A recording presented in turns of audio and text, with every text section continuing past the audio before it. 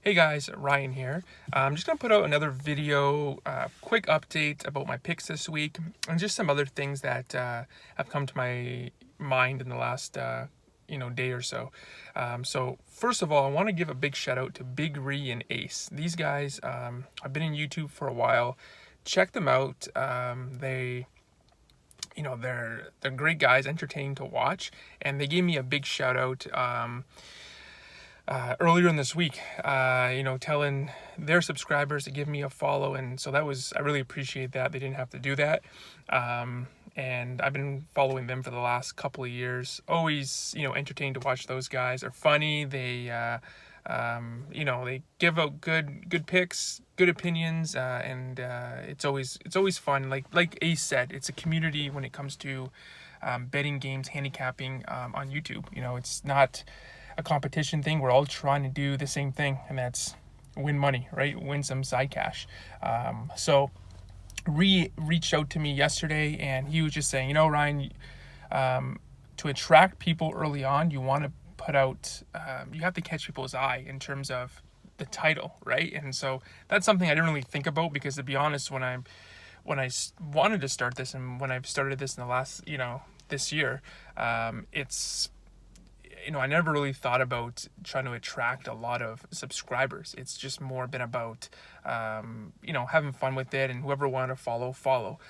But YouTube, as we know, it's a very saturated market, right? Like, you're going to get lost amongst the millions of other people. So, so I'm going to try to make the titles, hopefully they catch people's eye a bit more, and I can draw more subscribers, which would be awesome. But at the end of the day, to get people to subscribe, it's a results-oriented, market that we're in when we're talking about sport betting, right? If people watch your video and then you don't win your bets, they're not going to subscribe to you, right? If you are good, they're going to keep coming back and more likely to subscribe. Having said that, it is a long-term situation, so that's something to be mindful of if you're new to sport betting. Anyone can go 3-0, 4-0 in any given weekend. Anyone can go 0-4. It's the long run. Can you win in the long term? And that's the hard part. I've been betting sports for a long time. I've been involved in football pools. So just to give you a kind of an idea of where I'm at, against the spread is what I pick. I don't do straight up picks. I'm not, Deion Sanders on, Barstool Sports making his straight up picks on Sunday, and he's going 10-4 and he's boasting about it. I don't care about straight up picks. Straight ups are whatever. ATS, that's the way to go. That's where you make the money, especially in football. And it's hard, right? If you are 56, 57% against the spread, picking every game, that's really good, right? That's really good. So over the last 6 years, I'm 54% against the spread, picking every game for the year. That's 256 games that I'm picking ATS.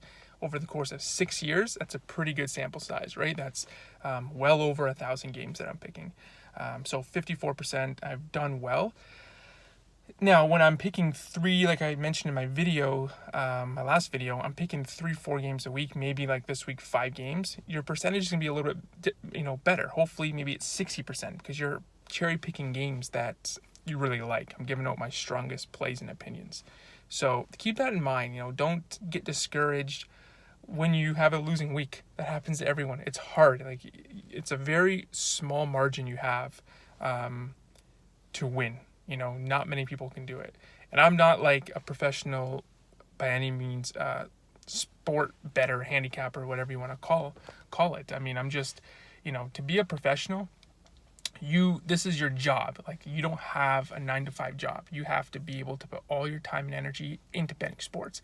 If you have a 9-to-5 job, you can't be a quote unquote professional, because you just don't have the time. It takes a lot of time and energy to bet sports. And when you're occupied for 40 plus hours a week, you just can't do it. I mean, you might be able to win some side cash and things like that and be somewhat successful. Might be able to win maybe 20 grand at the end of the year, an extra 10,000 at the end of the year. But you're not going to be able to make a living off of it, right? That's just, it's nice to have as side money, but professional wise, I mean, I follow a lot of professional handicappers, guys who've been doing this in Vegas for 25 plus years, and this is what they do for a living. So I've been following really sharp guys over the last few years and learned a lot. But I'm just a guy like 99% of the other guys who are trying to bet, on the side. Having said that, I don't think I'm a quote unquote recreational bettor where I'm, just this guy going to pick, picks on the weekend and who has no idea what's going on. I'm just taking the public teams in Green Bay and Dallas every week. I have kind of an idea of what's going on. So anyway, yeah, just a quick little little rundown on how you have to think long term with betting. And I've been able over the course of the years to have a track record to show that I am, positive EV profitable, whatever you want to call it, in the long term. So yeah, anyway, big shout out again to Big Green and Ace. Thank you so much for the shout out. I'm going to try to obviously get my picks out earlier in the week. Like I said in my last video, hopefully by Friday night. I had my picks out last night because I had a bet on the Thursday night game. And yeah, I mean, it was a good start to the week. I took the Falcons at +3. They won the game outright. So a nice 1-0 start. I picked 5 games this week, which is rare. I don't usually do 5 plays. But we're 1-0. So if you want a breakdown of those games and why I took those games, check out my last video, NFL Week 8. I'm going to try to make, again, the title is a bit more catchy to draw people in. But just a recap, I have the Falcons, again, who won. I got Vegas this week at +2.5. Vikings at +7. My God, wish me luck with that. And then I have the Saints -4 and the Seahawks -3. So those are my 5. We got the Atlanta last week. Let's keep it rolling. And yeah, you know what? Listen, guys, I'm going to just try to give you my best plays. I've met people too, and I've talked to really sharp people in the last couple of years. So I've learned a lot from them. I still have a lot to learn, but I feel like I can give good information out there. And like I said, that's why I decided to start this video this year, because I've been, I'm 31. I've been involved in football pools since high school. So I've been doing it a long time.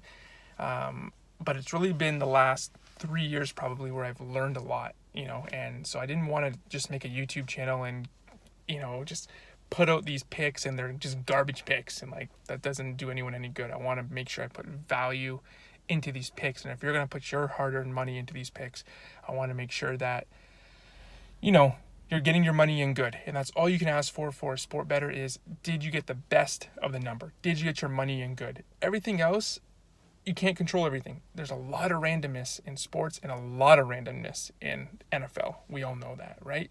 It's like in poker, right? If you got pocket aces and you're all in against someone, that's all you can hope for. You got the best of it, and you hope that, again, you might lose.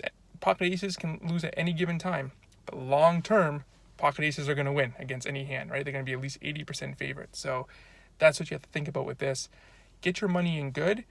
Long term, it should pay out for you. All right. So like I said, give me a like, subscribe. That'd be awesome. Comments, if there's anything that you guys want to know, have any questions on anything. I'm very open about it. I can take suggestions on how to make these things better and what you guys want to know and all that stuff. So, until next time, take care.